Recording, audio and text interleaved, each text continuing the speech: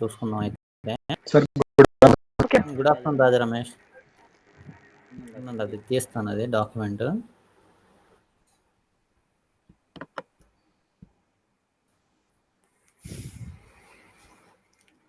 Jagadish join అయ్యాడు, మళ్ళీ వెళ్ళిపోయాడా చివరికి? ఇంగ్లీష్ క్లాస్ జాయిన్ అవ్వలేదా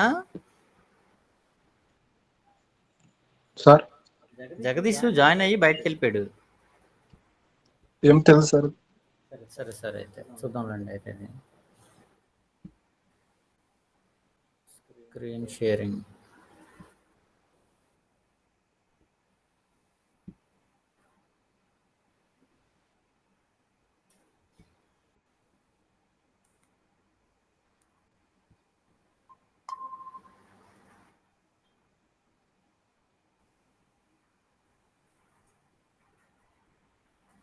కనిపిస్తుందా?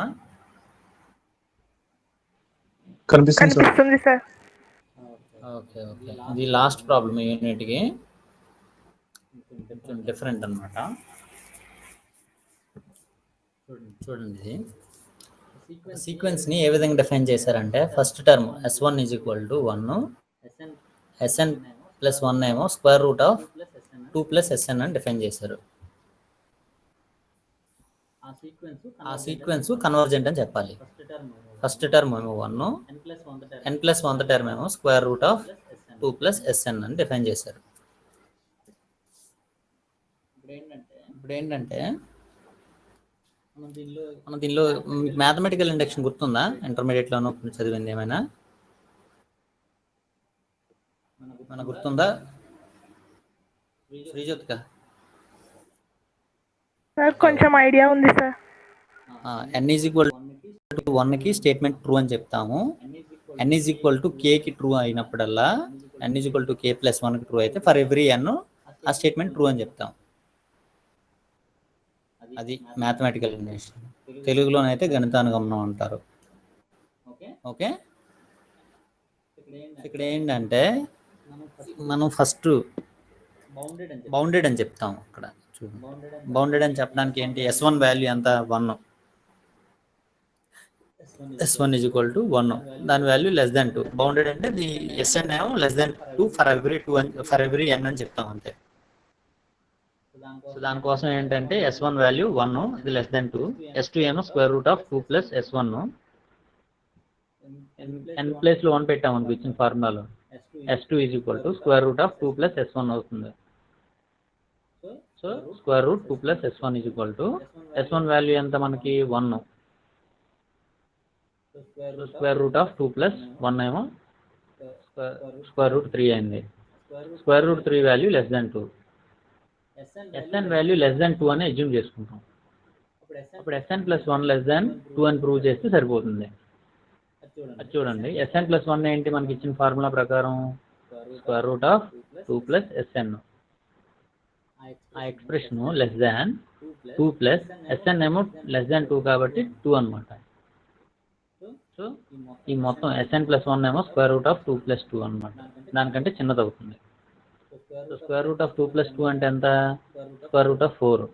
So square root of 2, square root of 4 ఏమో 2 అవుతుంది. సో SN ప్లస్ 1 ఏమో లెస్ దాన్ 2 అయింది.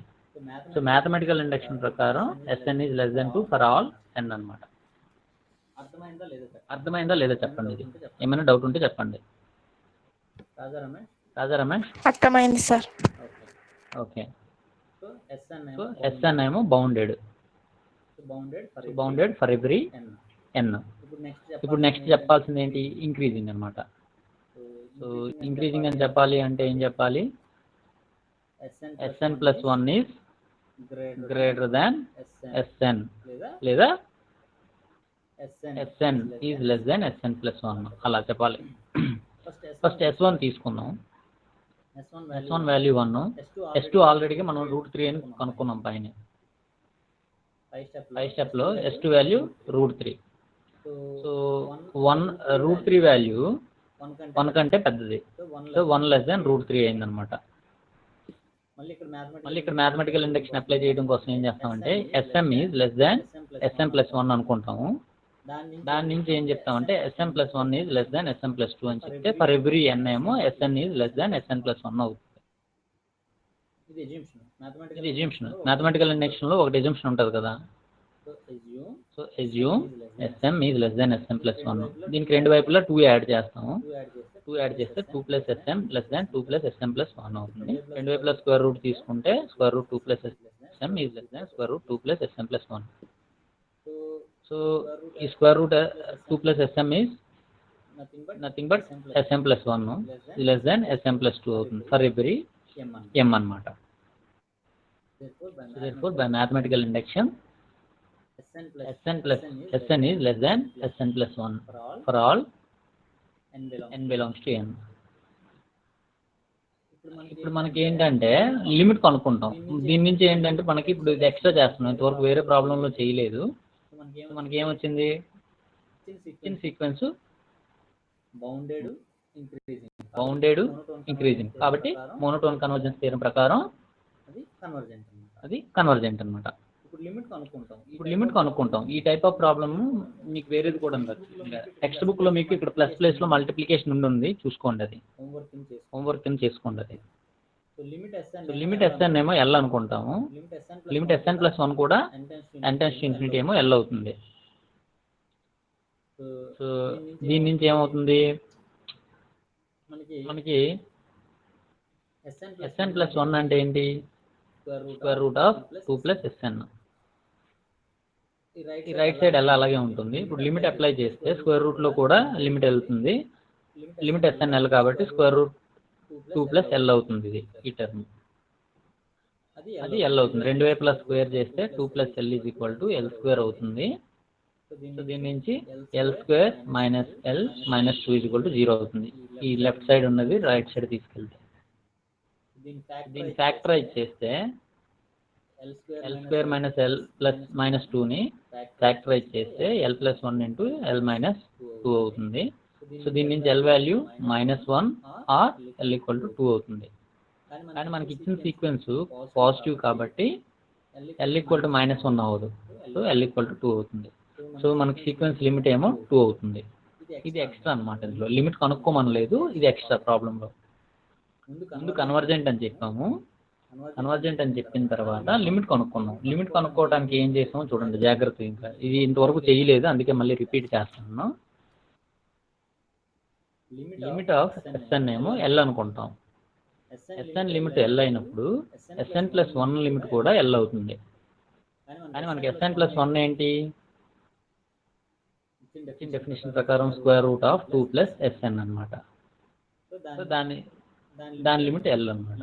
Limit n→∞ square root 2 plus sn అవుతుంది. sn లిమిట్ ఎల్ కాబట్టి square root of 2 plus L అవుతుంది. ఇది అది ఎల్ అవుతుంది దాని వాల్యూ. రెండు వైపులా స్క్వేర్ చేస్తే 2 plus L is equal to L square అవుతుంది. 2 plus ఎల్ని ఒకవైపు తీసుకెళ్తే L square minus L minus 2 అవుతుంది. వాల్యూ 0 అనమాట. దీన్ని ఫ్యాక్టరైజ్ చేస్తే L plus 1 into L minus 2 అవుతుంది. సో దీని నుంచి L is equal to -1 or L is equal to 2. కానీ మనకి సీక్వెన్స్ ఇచ్చిన సీక్వెన్స్ పాజిటివ్ కాబట్టి ఎల్ వాల్యూ 2 అవుతుంది. అర్థమైందా? అర్థమైంది సార్. దీంతో ఈ యూనిట్ అయిపోయినట్టే, ఫస్ట్ యూనిట్.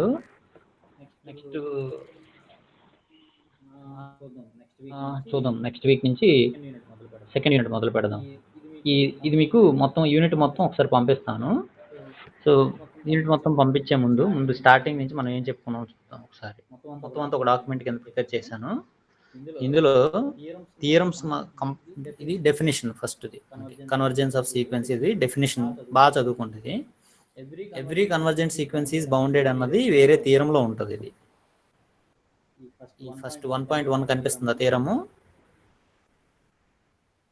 హలో కనిపిస్తుంది సార్.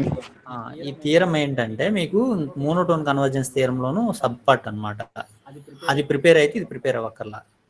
ఓకే, ఈ కాచి first theorem exam point of వ్యూలో చాలా ఇంపార్టెంట్.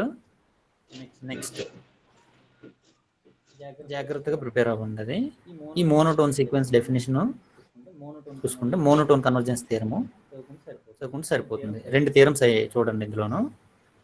కాచి సీక్వెన్స్ డెఫినేషను, తర్వాత కాచి సీక్వెన్స్ మీద ఒక థియరం. మొత్తం 3 థియరమ్స్ లా చెప్పాను నేను మీకు. ఓకే, ఈ 3 థియరమ్స్ లోనూ ఒక థియరం కంపల్సరీగా వస్తుంది ఎగ్జామ్లో. ఫస్ట్ యూనిట్కి సంబంధించింది ఈ 3 థీరమ్స్లో ఒక థీరం కంపల్సరీగా వస్తుంది. జనరల్గా కాచి థీరం కానీ ఈ రెండింటిలో చూడండి, కన్ఫ్యూజ్ అవ్వద్దు. కాచి థీరం అని లిమిట్స్ థీరము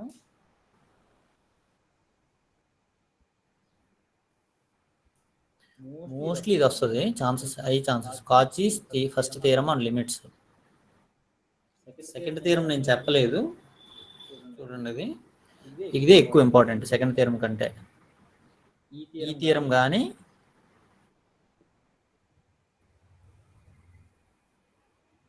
కాచి సీక్వెన్స్ రెండు కన్ఫ్యూజ్ అవ్వదు. చూడండి, Cauchy theorem first theorem and limits కానీ ఈ థియరం చూడండి, a sequence is convergent if and only if it is Cauchy sequence. ఆ రెండింటి కొంచెం డిఫరెన్స్ ఉంది, జాగ్రత్తగా చూసుకోండి ప్రిపేర్ అయ్యేటప్పుడు.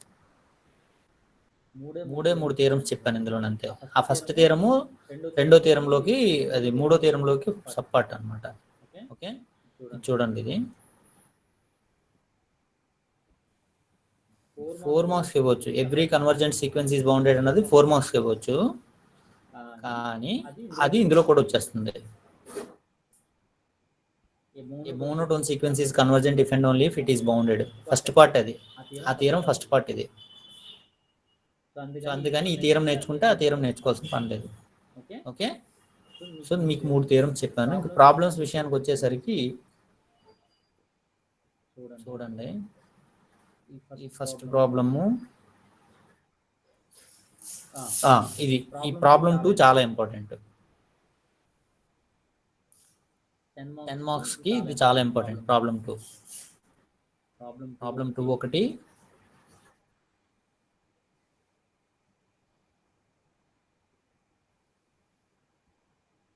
ప్రాబ్లం 8 ఒకటి చాలా ఇంపార్టెంట్. 1+1/1 ఫ్యాక్టోరియల్ అది. ఓకే, మీకు టెక్స్ట్ బుక్లో ఎక్కువ సార్లు ఇచ్చినవి చూసుకోండి, మెజారిటీ నేను కవర్ చేశాను. ఓకే, మొత్తం అన్నీ ఒక దగ్గర పెట్టి నేను వాట్సాప్ చేస్తాను. ఓకేనా, దీంతో ఈ యూనిట్ అయిపోయినట్టే. యూనిట్లు ఇంకా ఎక్స్ట్రా మళ్ళీ రిపీట్ చేయమని ఏమైనా ఉంటే చెప్పండి, చేస్తాను నేను. హలో సార్, నెక్స్ట్ క్లాస్ లో చూసుకొని చెప్తాం సార్. ఓకే సరే, అయితే కొంత టైం ఇస్తానులేండి అయితే మీకు. Okay sir. సరే అయితే ఈరోజుకి ఆపుతాను అయితే. సరే సార్. ఓకే అయితే బాయ్. సార్ నోట్స్ సెండ్ చేయండి సార్. ఇప్పుడే చేస్తానమ్మా. Okay sir, thank you sir. Bye.